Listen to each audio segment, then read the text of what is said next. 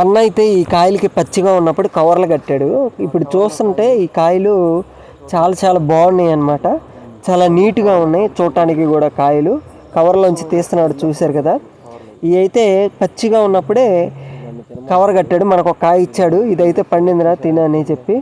Yellow కలర్లో వచ్చేసింది బాగా. పచ్చిగా ఉన్నప్పుడే కట్టారు, లోపలే కాయ పెరిగి ఇట్లా నీట్గా ఆకు రాపిడి ఏం తగలకుండా ఉంది కాబట్టి నీట్గా చిన్న మచ్చ కూడా లేకుండా చాలా నీట్గా ఉంది కాయ.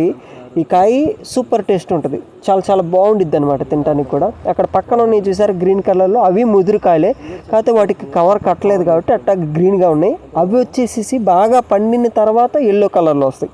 ఇవి ఏంటంటే కొంచెం దూరంగా ఉన్నా కూడా ఎల్లో కలర్ వస్తాయి, ఎందుకంటే కవర్ కట్టి ఉండటం వల్ల ఎటువంటి దుమ్ము పడకుండా ఇబ్బంది లేకుండా కాయకి చాలా బాగుండిద్ది అనమాట. స్మెల్ కూడా ఇది వచ్చేసి చాలా చాలా బాగుండిద్ది స్మెల్ కూడా.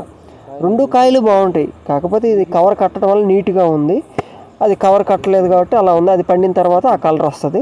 రెండు కాయలు చాలా బాగుంటాయి.